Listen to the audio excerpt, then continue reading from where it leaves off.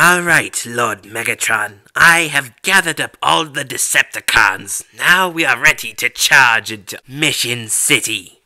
Good, What? Wait, where's Brawlin' Bone Crusher? Oh, well, they weren't included in the multi-pack that we all came with. Wait, what does that have to... Oh, forget it. You failed me yet again, Starcream. Get them! Yeah, right away, Lord Megatron. Sorry.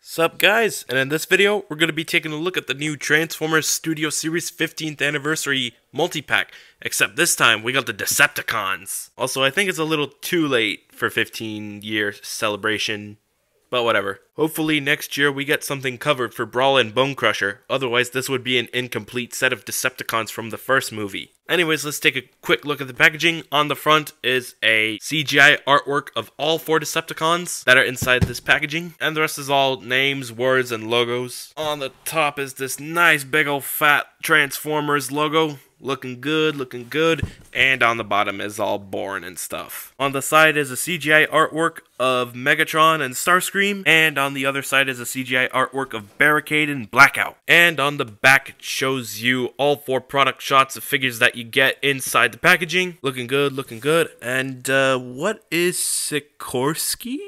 Oh, right. And then we got some more, trademark stuff, I guess. And on the bottom over here, it shows the backdrop included. That's nice. Well, anyways, I think it's time we unbox this set.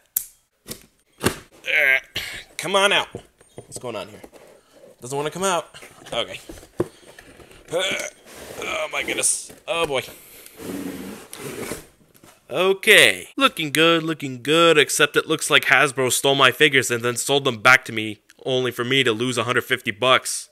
And the only thing they updated was a little bit of a Barricade, I guess. But let's free everybody of their bonds now. Let's move that out of the way. Out you go, Barry. Alright, come on out, Starscream. Okay. And he fell down. Nice. Out you go, Megatron. Out you go, Blackout, and then you there. Gotta take you out. Okay, he fell off. And here we have all 4 of the Decepticons out of the packaging. Well, we're missing Brawl and Bone Crusher, but like I said, this multi-pack would have cost 200 plus with those included figures. Well, anyways, why did I buy this? I pretty much have every single one of these figures that are completely the same paint scheme, except this guy. I'd figured I'd do a review on it right around the holidays. After all, this is a gift set, and this would work perfectly as a Christmas gift set. Now, I wanted to wait to get this during the Black Friday sales, but this guy didn't go down in price during the Black Friday sales. So, yeah, I kind of had to bite the bullet. And besides, whenever this multi-pack decides to go down in price, or goes on sale, it's gonna be a while after Christmas. So I figured I'd bite the expensive bullet.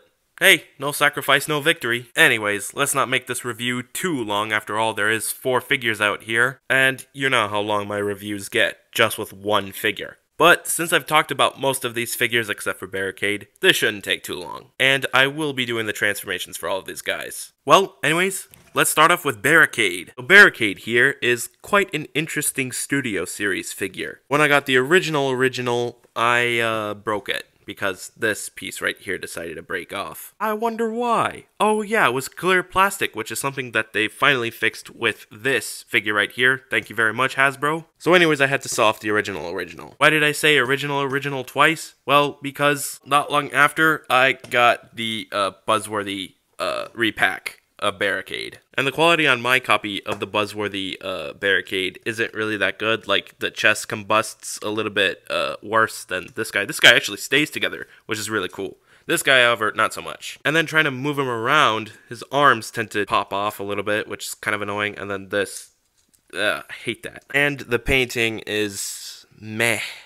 Whereas with this guy, the painting and sculpting, really good. Anything that was light gray on the original was changed into dark gray on the new one, and I like that. I like it a lot. Also, the quality on this figure is really great, as there are a lot of tight joints on this, which doesn't turn this toy into a messy spaghetti, unlike the original. However, I do have one major complaint on the 15th anniversary one, is that the head, you can't pop it off, you have to fiddle it, but I'm not going to risk breaking anything on the head. Whereas with this guy, it's easy to pop it off. So yeah, I kind of missed that with this guy. And these two pieces of rubbery plastic are sticking outwards or upwards like this. Yeah, I could see that cause a little frustration during the transformation. For accessories, he comes with this rotary thing, which is the thingamajig pretty much. Anyways, here it is next to the original. The only difference, however, is that this is repainted gray for some reason. You just plug it onto this tab right here, and the fingers don't really hold it that well. After all, the fingers can split into two pieces. But what you can do is remove this piece right here, open up his hands, and just make sure it's holding that right there. I mean, yeah, it's not going to rotate, but it's honestly a better option in my opinion. As with this piece, it just sticks the thing out a little bit too much and it makes things a little bit awkward. Also, I'm getting Lego vibes with this little tab right here. And for accessory storage, yeah, no, nothing. But there is something you can do where you could open up his chest and that should reveal a little slot right there. You'll take the handle of the accessory and just plug it on right there. Once you have it tucked in nicely right there, you can close in his entire chest piece.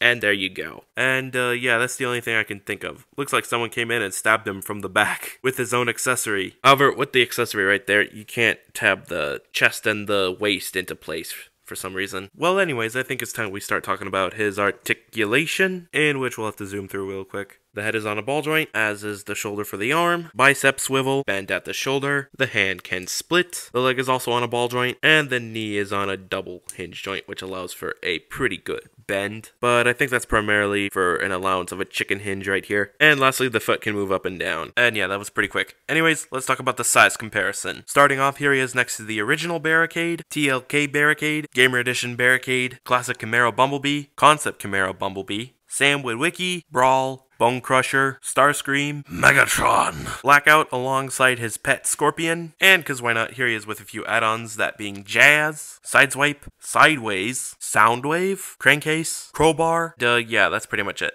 Now let's get down to transformation. Now, the transformation is, well, a pain, but I'm going to do my best to show it on screen. What you're going to want to do first is fold in the hands if you do have them opened out like so. Open this outwards, close that in, and then move this out as well. Oh, and make sure the hand is folded in like so. And then lastly, extend this and push this all the way back in. Also, why is there some venom glue stuck in my copy? Yeah, that's creepy. Same process implies with the other side. And then let's work on this. So what you're going to do is push this down, move this downwards like so, and then push it in. And then you do the same thing for the other side. Fold in the head right there, untab the waist, and leave it out like so. Now what you're going to want to do here is move this out, and then rotate this whole thing. Pray nothing breaks while you do that. Move this out like so, and then push it down. And then make sure these annoying rubber pieces are under the cab. Make sure that is closed in like so. And then what you're going to want to do is push that in like so. Fold in the foot right here, push that down,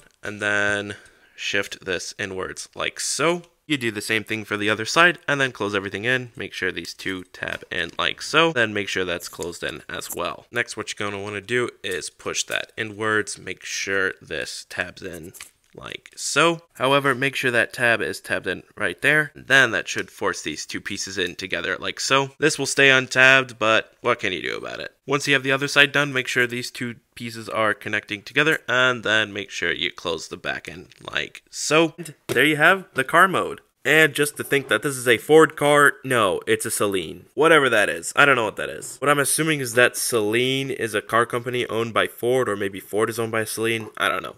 Let me know in the comments. Well, anyways, this is a nice looking car mode. It's very clean, very nice. Except for some reason, this white piece likes to come out for some reason. There's something forcing it out, but I don't know what it is. Now, this was something that the original did not have, but the lights were painted silver. Whereas with the original, not so much. Yes, I transformed the original. Nothing broke, thank goodness. Hold up. How did I lose the light thing? I knew something was missing there. I don't remember seeing this on the original. That's because the lights were over here. Anyways, weapon storage is right here, which I guess is used to ram onto any cars that is in his way. And you know what? That's cool. I like it. Ah!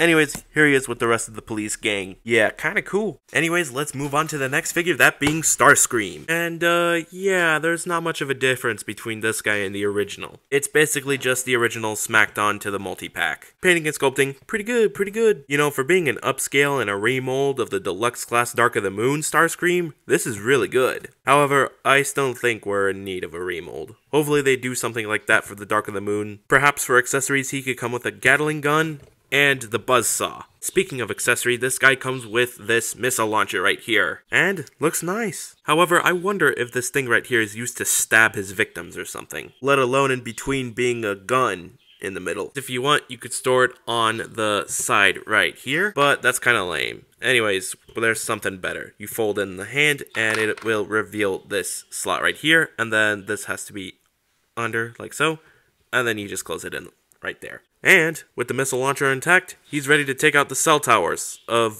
Sector 7. I don't think they're cell towers, it's more of a, whatever you call that electrical thingamajig. And hey, check it out, this guy has weapon storage. You could store the missile launcher here, here, or in the middle, in which I'd personally recommend putting it in the middle. It's better that way. In case you have an upgrade kit that comes with some thrusters, you could place them on the side right here, and it'll look more screen accurate. As Starscream did have these big thrusters somewhere on the back of his back, of course. So, can we just appreciate how cool that head sculpt looks? I mean, that's really cool. Now, this is another figure that I got that broke, then sold it, then got a replacement. On the one that broke, this whole arm thing right here broke off.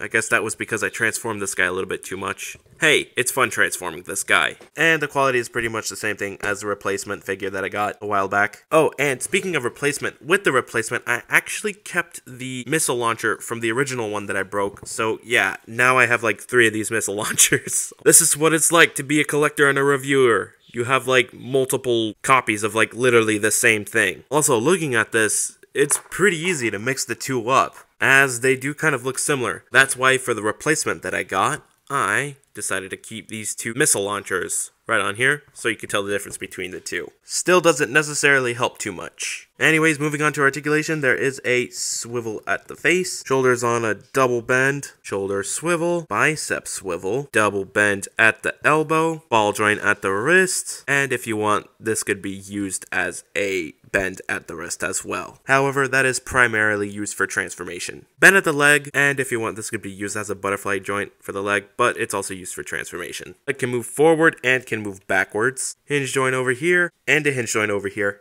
And the toe is also on a hinge joint. And now for size comparison. Starting off, here he is next to the original Studio Series Starscream, which at one point was $27 on Amazon at the time I bought him, and now is like $100 on Amazon.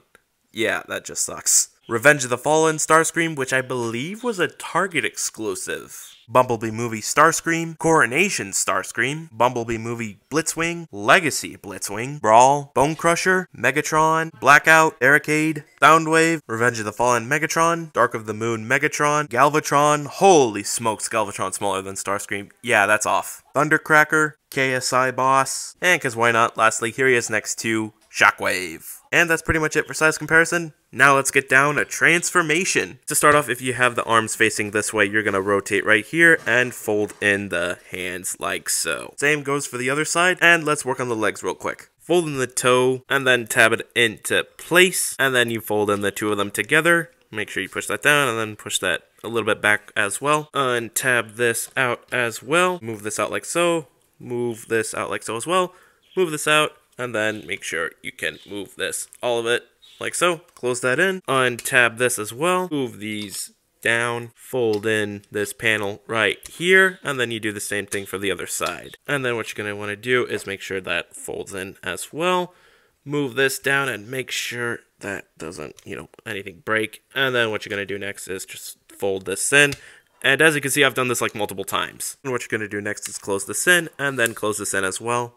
Move this out like so. Tab in the back of that like so. Close these panels in. And then lastly, move the fin out like so. And then after that simplistic transformation, you are left with a really nice looking Lockheed Martin F-22 Raptor. On the top is all clean and quite accurate to what it looks like, except for this Decepticon logo. But then you look at the back and oh my goodness, what happened here? And you know what? It's not too bad. It's very nice. I like it. Everything folds together fairly well. And for weapon storage, there's plenty of places to choose from. You could do it here, or if you want, you could tab in these two slots right here. That will peg into those two tabs right there, which I believe was the primary way of weapon storage. I mean, it doesn't look so bad. It could serve as rear defense. But if you really want the rocket launcher to disappear, I recommend folding in like this. However, there's still a part of it that sticks out if you look at it in a certain degree. But if you look at it like this, it's disappeared. Almost forgot to mention that there is landing gear that you have to fold out with this plane mode.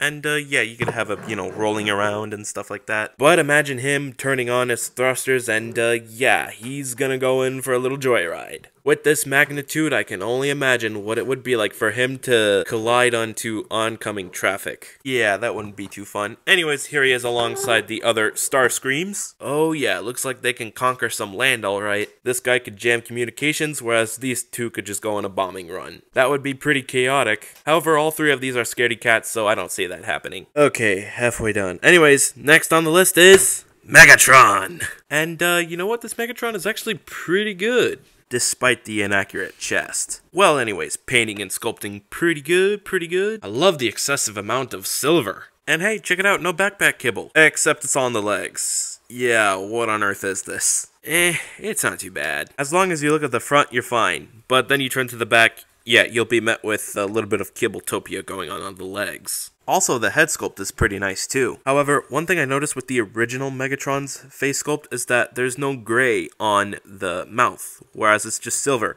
However, with the 15th anniversary one, it has gray on the mouth. Oh, and don't mind the paint chipping here. I kind of played around with this thing a lot. So, yeah, I guess there are some differences spotted. For accessories, he comes with a non-bendable mace, and it's kind of lame. What sucks about it is not even rubber plastic. I mean, yeah, you could bend this, but it'll take a lot of force, and most likely you'll break the thing. But anyways, you're just gonna fold in the arm, and then there should be a slot somewhere in between there, right there, and then it's just gonna tab in like so. Megatron has this little mace. It's a little goofy. Bring in the original's mace as well, and you got two unbendable maces. Hey, at least it doesn't weigh the arms down like in the original one, or at least for my copy, the arms are a little loose on mine. Whereas this guy, the quality on this guy is actually pretty good. The joints are quite tight in some places. Now for weapon storage, yeah, no. Nothing. I kind of wish this guy came with his fusion cannon rather than his mace, but apparently his mace is more popular than the fusion cannon.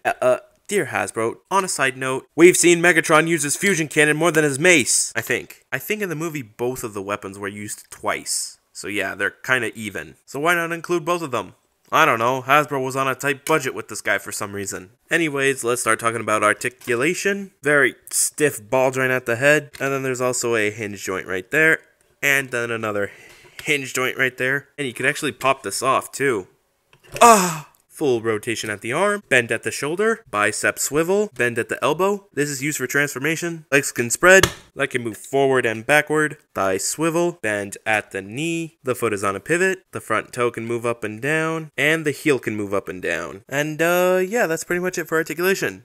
And now for size comparison. Starting off, here he is next to the original Studio Series Movie 1 Megatron, the Bayway KO version of the Studio Series Megatron, which I think is a better figure in my opinion. Transformers Studio Series Revenge of the Fallen Megatron, Transformers Studio Series Dark of the Moon Megatron, Studio Series Galvatron, which I feel is not a fair comparison. Moving on to Decepticons from the first movie, Barricade, Bone Crusher, Brawl, Blackout and his pet Scorpion, Starscream, Jazz, and lastly, Studio Series Optimus Prime. Now that that's out of the way, let's get down to transformation. Make sure you straighten out the arms, fold in the hands, untab the back, move this out, make sure that snaps in, and that snaps in as well. Shift the shoulders downwards as well, close them in as well, and then fold in the head like so. Move the shoulders out like this, and then make sure you close that down. And then what you're going to want to do is you're going to make sure this slot right here will peg into that tab right there. Make sure that closes in, and then straighten the arms out like so. Untab the back of the fin, move it out like so. Move this heel backwards as well, and then close that in. And then what you're going to do is extend this whole wings, move the side of the wing out like so, move this out as well, and then fold that outwards, and then that slot right there should peg into that tab right there. Shift the wing backwards, and then fold this inwards, and make sure that slot will peg into that tab right there. Oh, and make sure that it's tabbed in as well. And then move this down as well, and push this all the way down. Ooh, did not expect it to do that. And then make sure that tabs in right there. Same thing goes for the other side, and then make sure this tabs in together. And yeah, that's pretty much it. I think that's pretty much the entirety of the transformation. Turns out I didn't run into much problems with this guy when transforming him, unlike the original one that I have. For some reason, the transformation sucks on that guy. The silveriness is kind of cool as well. However, this kibble is very visible. But where else is it gonna go? Oh, and if you're wondering where the weapon storage goes, it just goes right there. And yeah, they stay right there. And for a quick comparison, here he is next to the other... Oh, shoot. And here he is next to this guy. So, yeah, here's the Bayway version, here's the 15th anniversary version, and here's the original version. Yeah, imagine seeing all three Megatrons coming towards you at full speed. Oh, speaking of Megatron coming in at full speed, let me know in the comments if you guys are excited for that new Bumblebee movie Megatron coming out next year. Anyways, moving on to our last member, Blackout. Save the best for last on this one. Now, if I'm being honest with you, Blackout is my favorite movie Decepticon. Ever since I saw that one scene where he basically nuked a base, I've always liked this character more than the other Decepticons. It's a shame we didn't get to see too much of him, as later in the movie, he got nuked by some F-22 Raptors, and then in Revenge of the Fallen, he was just cannon fodder. Well anyways, painting and sculpting, really good, really good. However, it is quite obvious that this is a first release, as this guy does look a little fiddly. And that head sculpt will never get old. I like it. Now, is this guy kibbly? Yeah, very kibbly. However, this part's all accurate, except all of this and this. This is actually removable. And then there's also some kibble on the feet, which would have been fine had it not been some paint being scratched on the bottom of the foot. I guess I gotta be careful with this copy. Also, I really wish there was a way where the blades would just fold in together, creating less of a mess. And it would make things a little bit more movie accurate. Anyways, for accessories, he comes with the Shockwave Blast and a rotor blade put together.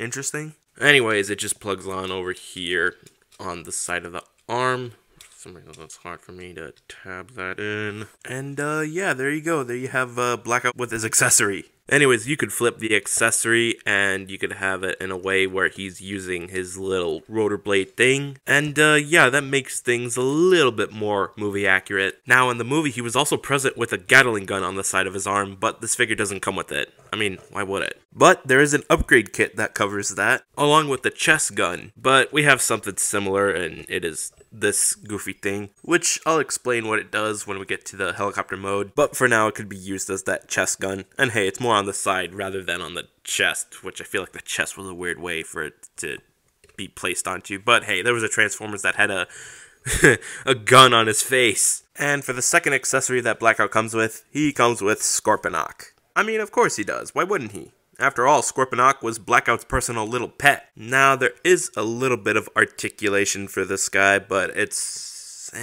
I mean, it's okay, but I think there should be a little bit more articulation. Hopefully they covered that up for a core class. If you want, you could store it right on the back over here. And for weapon storage, well, pretty much the arms are weapon storage. Hold up, since I have two Studio Series 08 Blackouts and two of their accessories, of course, why not just throw in the secondary accessory and then boom, we got an overkill Blackout on our hands. Well, anyways, let's talk about his interesting little fiddly articulation. Starting off, ball joint at the head, unintentional butterfly joint, in which after 3 iterations, this bug right here has not been fixed. Wow, way to go, Hasbro. Shoulder can move outwards, bicep swivel, bent at the elbow, and the wrist sucks. All it can do is move up and down, and the thumb can just open up like so. And in this angle, Blackout looks like he's trying to use the force, but obviously it's not working because he's a robot. Anyways, continuing articulation, no waist swivel, but the leg can kick. Front skirt moves out, which allows the leg to move forward and backwards. Thigh swivel, hinge joint at the top of the knee, and hinge joint at the bottom of the knee. The foot can move up and down. Also, for some reason in this copy, these things like to move around a lot.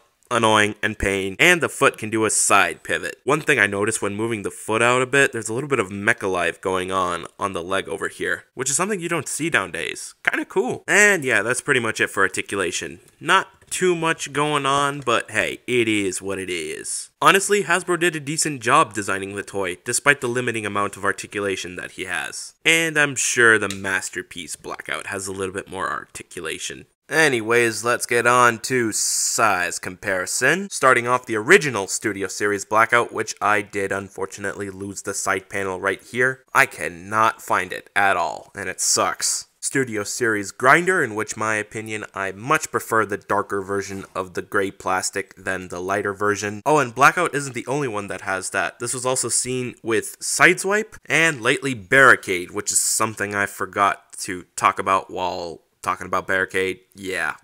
Speaking of Barricade, here he is next to Barry, his buddy Brawl, Bone Crusher, Starscream. Here he is next to Megatron, and for being a Voyager class, Megatron seems to be a little taller from head to toe than Blackout. If it wasn't for this piece right here, Megatron would have been taller than Blackout. And then this guy wouldn't be worth the leader class price. Moving on to a few Autobots, here he is next to Ratchet, Ironhide, and lastly, Optimus Prime. And the gang's all here.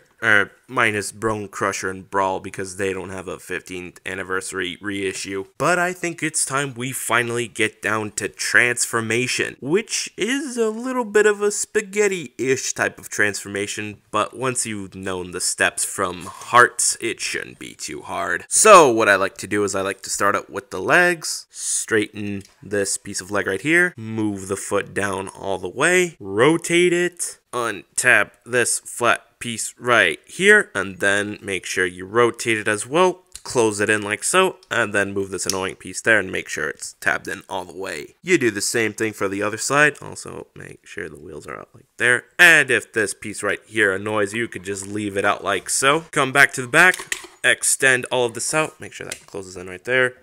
Open this out, move these out a bit, you're gonna need those facing that way for now. Shift this thing backwards, move the front skirt out, and make sure this moves outwards like so. Make sure it's like that. Same thing for the other side. Make sure this is tabbed in as well. And then you move this to the back, make sure the crotch right here is beneath that like so. And then close everything right in the back over here, and then make sure the other side is like that too. Also, you might want to move this front piece out like so. Push that down, push this down, and then close that in. Move this inwards as well, and then make sure that closes in like so. And then finally we can work with the arms. Untab this tube right here, make sure it's right there. Move this out, close that in, rotate the arm, leave this out. Oh, and make sure this is extended like so. Move this backwards, and then make sure this tube connects with the other tube. Come on, there we go. Move this down for now, open this out, and then move it back out as well. Make sure that slot is on that tab right there. Okay, that's just amazing. I could see why I lost that piece in the original. Anyways, you're just going to make sure everything closes in, but this is going to be blocking your way. Move this out a bit so that we push that in, and then make sure that these tabs right here tab in. Come on, do me a favor for the camera. There we go. You'll be left with this uneven mess right here. Close that in, make sure everything is nice and neatly. Shift this piece backwards, and yeah, that's pretty much one side done. And then the same thing for the other side. Oh, and make sure the wheels are down like so, and then make sure this wheel on the front is closed in like so as well. And then this tab right here will pick into that slot right there. Make sure it tabs in like so. Get in there, and then half of the blades will be folded in nicely. You'll have to move this one out a bit, and then you do the same thing on the other side. You come back to this nice little accessory, fold out the fin, and then make sure it tabs on right into there. And here you have Blackout in his helicopter mode. And for this guy being a first release Studio Series figure, the alternate mode is still really nice. Everything looks so clean on the sides, on the top. They ignored the bottom. But even still, the robot mode kibble is all folded in nice and neatly, and it doesn't stick out by any means necessary. I'm gonna have this folded in for now, just in case I gotta tilt the helicopter to the side. There happens to be this port right here. Well, this is for the Scorponok. It's gonna go in somewhere like that. Yep, there we go. Just stays right on to there. And yeah, that serves for storage for Scorponok. Unfortunately, there's no mechanism that allows Scorponok to eject other than giving this guy nice smack. There we go. Now, for being a big, chunky helicopter, this guy has 0 weapons defenses. This may look weaponary, but no, it's not. You see, that little thingy right there is used to share fuel with another helicopter whilst in the sky. Just like that. For a little bit of a comparison, here he is next to the other iterations of Blackout. And as you can see, I've got 3 MH-53 Paves, which I didn't think I would have had 3 years before. But here I am now. And you know what? This team of helos look really nice. Although I am curious for how big the helo mode on the MPM Blackout is. It would definitely be bigger than these guys, that's for sure. And here's the whole gang of Decepticons from the multi-pack. And cause why not? Let's just include the Brawl and Bone Crusher from the main line of the Studio series. Can't see Brawl, let's just put Brawl like right here, I guess. I don't know, I've kind of ran out of room to show all of the characters. But anyways, we have a complete set here. Well, sort of. Leave a comment down below which one's your favorite Decepticon out of this team from the first movie. It's quite obvious, but mine is Blackout. And then just before you think I'm done, no, you're wrong, because we can't just omit this nice little backdrop. Now, talking about backdrops isn't usually my cup of tea, but come on, this is a big guy right here. And you could actually extend the backdrop right here to throw in a little bit more Transformers movie characters, and then flip the back, you get this nice little backdrop of the Hoover Dam. But I personally much prefer this because this looks really nice. The battle on Mission City will always be the most memorable ones because it was the very first epic battle of the Transformers Bayverse. And of course there was more where that came from. Anyways, I think that's pretty much it. I think that's all I had to say for this multi-pack. Overall, it's a pretty great multi-pack, and it would have been near enough perfect had it been for a little bit of more repaints, Blackout coming with the updated hands, and of course Bone Crusher and Brawl being in this 2-pack. But I understand with money nowadays you could only go so far. But is it worth $150? Well, I mean, if you want to get the original Studio Series Decepticons from the 4-pack, they're probably gonna cost about twice as much as the price you're getting with all 4 of them in one multi-pack. Because the original figures of these guys are a little expensive now. Barricade's a little expensive now. Megatron's a little expensive now. Starscream, oh my goodness, I can't believe how much this guy went up in price. And Blackout went up a little bit more in price along with Grindor. And then these 2, good luck. So yeah, you'd be better off getting all 4 of these figures on the multi-pack. Anyways, if you like what you saw in this video, be sure to slam that like button, be sure to share this with your friends as well, turn on post notifications so that way you don't miss another video, and most importantly, be sure to hit that big red subscribe button so that way this YouTube channel could pass 5,000 subscribers before 2024. And yeah, I think that's pretty much it. See ya!